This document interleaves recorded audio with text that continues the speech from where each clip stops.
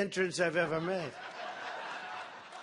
My wife called. She said, there are helicopters following you, and we did, and then we went under a fence and through a fence, and oh, boy, I felt like I was crossing the border, actually. You know, it's true. I was crossing the border, but I got here. They said, Mr. Trump, it would be really much easier, sir, if you just didn't speak today and just left and go back immediately to Indiana. And I said, you know, we can't let these people down, right? Do we agree? We can't do it.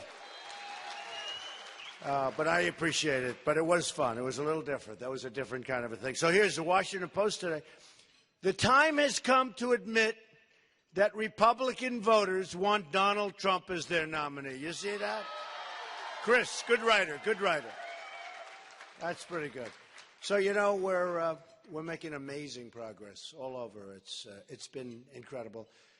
Last night, as you know, we had 31,000 people. It was, and by the way, no protesters inside. I saw protesting this morning, but there were no protesters inside. But we had 31,000 people, and it was just like rocking, and everybody loved it. Was anybody there last night? It was so incredible. We're pretty far away, but I'll tell you what, it was just an incredible evening. So what's happened is we started this journey on June 16th, and it was all about trade because we make the worst trade deals probably ever in the history of any country. And then it got down to other things that I talked about. I talked about illegal immigration, which was a very important subject and has been. And because of the fact that I brought it up, now people are talking about it. Now, they don't talk about it the way I do. We got last week, as you know, the Border Patrol, 16,500 agents, Border Patrol agents, who are phenomenal people who want to do their jobs. They're told to stand back, stand back. They're standing there, these great-looking people, strong in shape, all of the best equipment, and they're told to stand back, just let everybody come right through the border. And they endorsed me, 16,500. They've never endorsed a presidential candidate. And then Sheriff Joe, as you know, from Arizona, endorsed Trump. And he knows what he's doing. He really knows. But we have had so many incredible endorsements, and now they're coming. And I'll tell you, over the last 2 weeks, and it took place really even before that, but people see what's happening because we have far more votes than anybody else, far more delegates than anybody else. And we're going to hit that number, I think, quite easily. Because, you know, I watch the very dishonest media, and they say, oh, Cruz is getting delegates. He's not getting delegates. They say he's getting delegates. He's getting second, third, fourth, fifth round. He's not going to be there because we're going to win it in the first round. We don't even compete for him. I mean, we're so far. As of today, we have 1,001. We just broke the 1,000 mark. Okay? And we did fight hard, actually, in Pennsylvania, because in Pennsylvania, I won in a landslide. We got, I guess, over 60% of the vote. And that's pretty hard when you have 3 people running. You know, when you get 60% with 2 people, you win in a landslide, right? That's called a landslide. When you have 3 people and you get practically 60%, and then in the other states, you know, we had 5, and we did unbelievable numbers, up to 66%. And it's been amazing. We had Rhode Island, and we had Delaware, and Connecticut, and Maryland, Pennsylvania, and we did great. But Pennsylvania had a little thing that if you win, you get 17. So I got the 17. And the rest you have to fight for. I said, what kind of a deal is this? In other words, you have to take them out to dinner. And this is a wonderful hotel. I'm sure your lunch is good, but they don't take them here. They take them to very fancy restaurants. They bring them to hotels. Perhaps they put them on yachts and take them for a cruise. They basically have to bribe the delegates. And it's not the right system. You know, we have a system where it's like democracy. We're supposed to be voting. And it's terrible. And fortunately, we have a great Republican leader in Pennsylvania. He's a really fair guy and a really something. And there's also a moral clause. They you know, and I've heard this for a couple of years with the delegates in Pennsylvania. If you win, there's a moral obligation that you're supposed to vote for the one who wins, which sort of makes sense, right? And, you know, I refuse to say in this room, because I say it outside and I get standing ovations, but this is a room I won't do it. But it's a rigged system. It's a rigged system, okay? It's a horrible, horrible, disgusting system. And, you know, I see this Bernie Sanders. I'm not a fan of Bernie Sanders, by the way.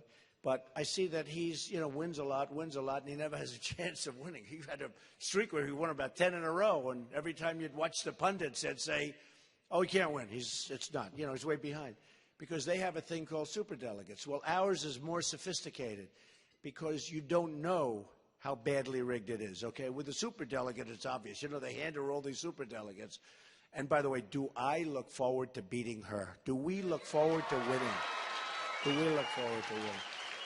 I mean, if she's allowed to run, there's a big question. We'll see about. I personally think she's being protected by the Democrats, and she'll be allowed to run. But we'll see what happens.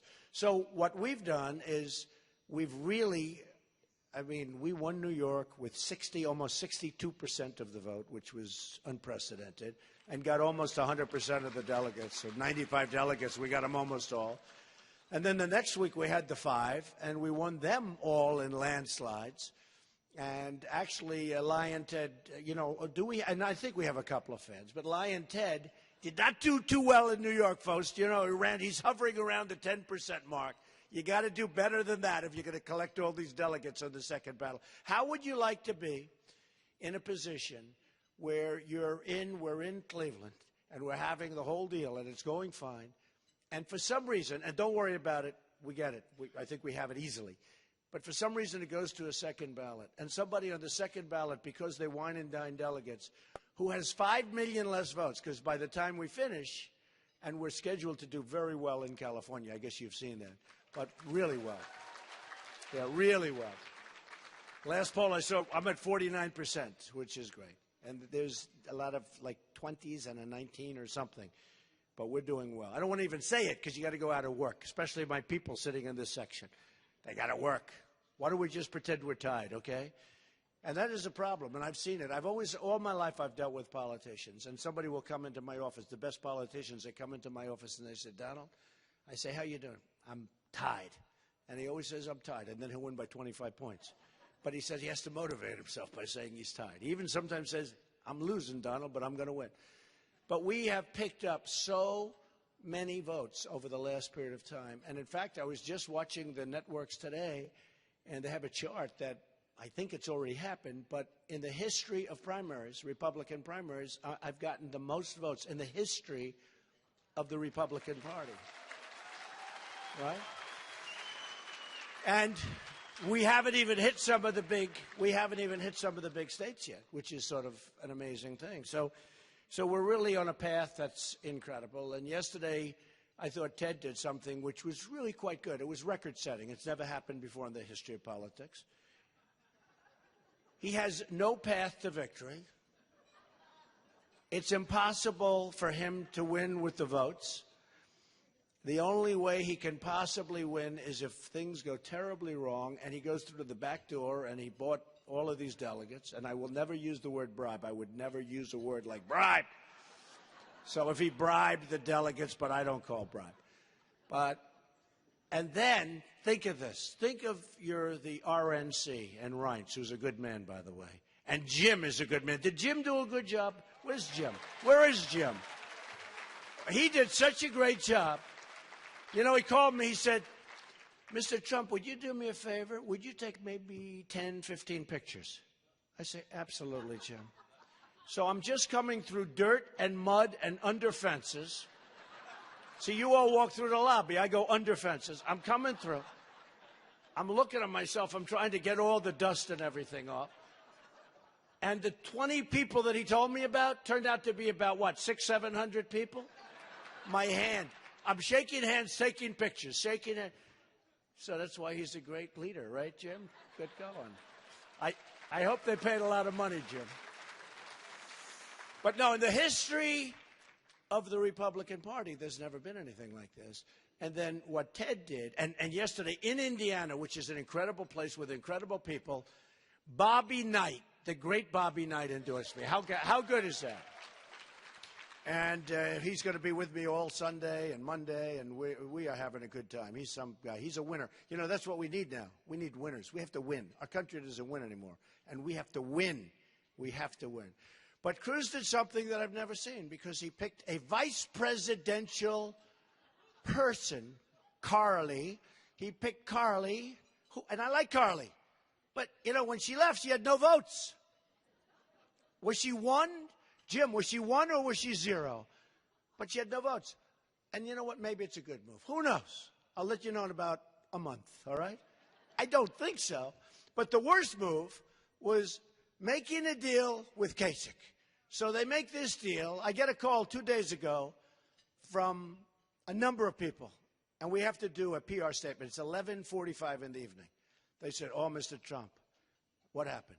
They merged. Who? Kasich and Cruz. I said, they did? I said, that's a good thing. It shows total weakness. It shows illegal collusion. You know, in business, you get put in jail. Politics, you can do anything you want, right? I said, but it shows such ineptitude and such weakness.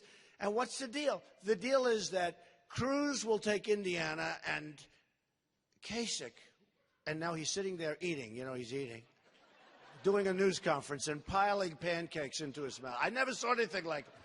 My son said, my little boy, Barron, he said, Daddy, that's disgusting. I never saw a man eat like that. I've never seen a man eat while he's doing a news conference either. Did you ever see him do a news conference without eating? So these two guys formed an alliance because, think of it, I've been doing this for 9 months. I'm so honored.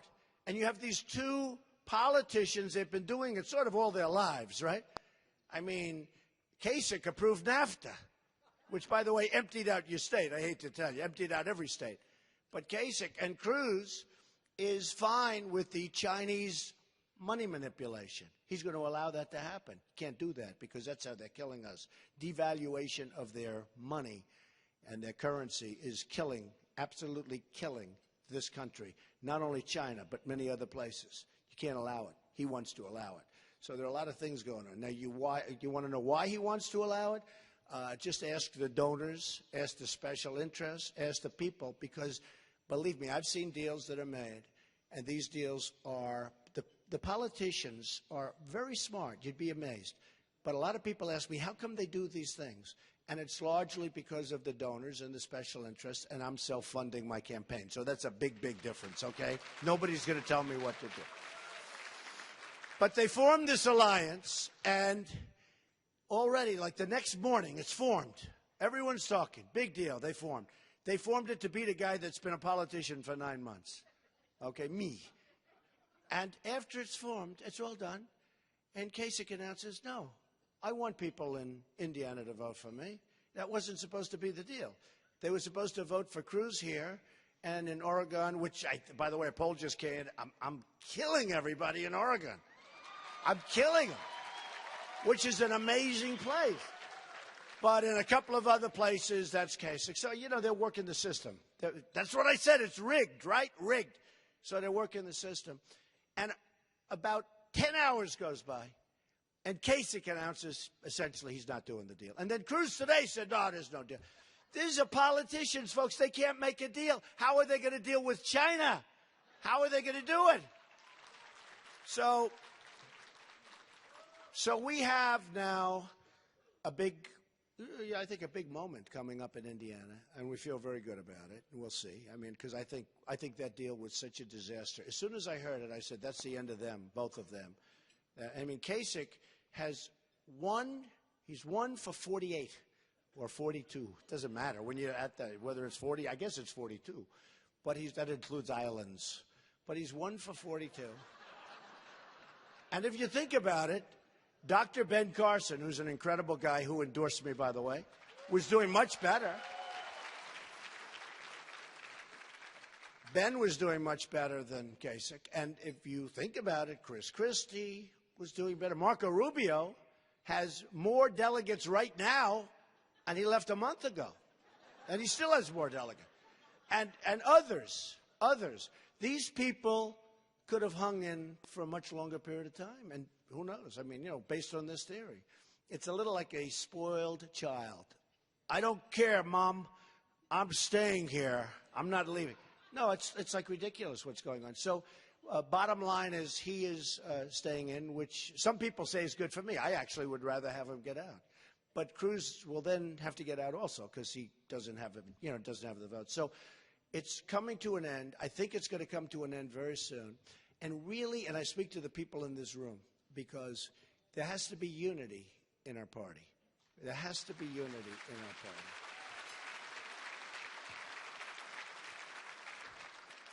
And if they're not, it's going to be, if there's not unity, and I mean really good solidarity, unity, relationship, friendship. We have people like Jim where they do such a good job all over the country. We have some great people. But there should be and there has to be unity. Now, with that being said, would I win? Can I win without it? I think so, to be honest. I think so, because they're going to vote for me. They're not voting for, Jeb Bush didn't support you. Big deal. I care. Okay? I heard him on television yesterday. Low energy, very low energy. But I heard him on I wouldn't say this, but I saw him on one of the shows yesterday. I do not consider him a conservative. Folks, I'm a conservative, but at this point, who cares? We got to straighten out the country. I mean, give me a break. And a couple of the shows were saying that today. I mean, look, I am a conservative. I'm very conservative on a lot of things, and I'm actually very conservative on trade. A lot of the conservatives, the geniuses that have absolute, they have high IQ and no brain power, they sit back and they say free trade. I say free trade, too. I love free trade. The problem is our leaders are not smart people, or our leaders are taken care of by the special interests, their lobbyists, all the people with the money, the campaign people, and we're not making good deals. And when you have China with a $500 billion a year trade deficit, and when you have Mexico with a trade deficit of $58 billion, I say, by the way, we'll build the wall. The wall's going to cost $10 billion. It's real easy to figure out. When we have a trade deficit with Mexico of $58 billion, it's really, really easy to figure out how that. And when I get off the debate stage, a couple of months ago, one of the folks came up. They said, "You're not really going to build a wall." I said, "Yeah, actually, it's real easy." And I always talk about, I always build a wall. I always talk about China. 2,000 years ago, they built a wall that's 13,000 miles long. We have a wall where we actually need, it's 2,000 miles. But we actually only need, because of natural barriers, we only need 1,000 miles. So 2,000 years ago, they could do 13,000. Today, we can't do 1,000. So he says, you can't build a wall. It's so easy. Oh, I can just see that beautiful precast plank. Well, good solid foundations, nice and high, make the ceiling look like a little low ceiling, boy. If anybody gets up there, they're going to say, man, how do we get down? See the way they go over our little fences? These guys are amazing. They climb over. It's like it's not even there. They go through it, over it. They go, it's not going to happen with what we're going to do. But we have to do it. And by the way, we want people to come into our country, but they have to come in legally, folks. Otherwise, we don't have a country. We don't have a country. So we have to get together as a party, because it's a tougher road, the presidency, for the Republicans. I don't know if people talk about this, but it really is. It's a tougher road for a Republican than it is for a Democrat. The road is tougher. It's not as easy. And you really have to pick somebody that knows what's happening, that's really, really good. I accept the position now, Molly. And I'll bring things into play that nobody else is going to bring. As an example, New York is big. I won it with landslide numbers. I beat everybody by, 38 points or something like that, the second place. And much more than that. Let's see, if Cruz got like 12 and if I got 62, does that mean I beat him by like 50 points? And then he's going to run and represent us because he got those delegates to go on the second, to give me a break. So here's the thing. Here's the thing. We bring New York into play. Now, New York, no Republican, except for me, no Republican will go to New York to campaign, okay? No Republican will go to Michigan to campaign. Republicans will never beat Hillary in Florida. I will. You saw I won Florida in a landslide. I'll win Pennsylvania. Most Republicans will never win Pennsylvania. Probably, I don't think any Republican can win Pennsylvania. So I'm going, and this is, they cover this. And now, by the way, the polls are coming out where I'm leading or even with Hillary. Hey, and I wrote this, look, I had this, listen to this, 55, 60,000 negative ads as of 2 months ago. Now it's up to exactly 60,000 negative ads. And then I watched like Kasich go, he does great against Hillary. He didn't have one ad. Give him about 4 ads, and he goes down like a rock, okay? Same thing with Cruz. But now the polls are coming out where I'm even. You saw them, they're all now, I'm even. One has me up, but they're even. Oh, I don't want to even be up right now. This is going to be, I just look so forward to doing it. You know, I started with 17 people, right? 17. There were actually 18, if you include Gilmore. Did anybody get that? So let's say there were 18. I mean, there were. So we had 18 people. We had 17 people that I had to beat, one by one. And when I first came in, they said, you know, the geniuses back here, brilliant guys. They get paid for knowing nothing. So what happens? They'd say, Krauthammer, he won't run. How about this Karl Rove? Is he the dumbest human being on earth? He still thinks Romney won the election, I'm telling you. Romney won. Remember him? No, Romney won. He's 5 million votes behind. He's going to make a comeback, but we're up to 98%. No, Romney won. These are the people. You got to go a different way, folks, because these people are leading you right into the middle of a very bad desert. And we're going to win. But the truth is, we're going to win in a way that nobody's seen before. We're going to win so strong. We're going to be so strong. We're going to be so smart. Again, ideally, we're going to be together. I think I will win even if we're not together. I mean, there are some people I honestly don't want their endorsement. I just don't want it. You know, I've watched all my life as a politician. They just kill each other, right? They hate each other with a passion. They say the worst things about each other. They say things that you could never say and recover. And one loses, one wins. And then they say at the end, right? You know what I'm saying? Well, I want to congratulate Jim. He ran a brilliant campaign, and I will be behind him 100%. He's a great person, a great man. And I'm saying to myself, they were saying the worst things. Well, things get said. Here's the difference. Like with Ted Cruz, he's a wonderful guy. I don't want to, I mean, if he wants to endorse me, that's fine, but I don't care. Does that make sense to you? A guy like Bush, I watched him yesterday on television, you know, knocking me. Does he want to endorse me? Who knows? I don't care. It's not going to have any impact on whether or not we beat Hillary Clinton. It's not going to have any impact. But most of the party has to come together, and the smart people in the party have to come together, and we have smart people. We have really smart people.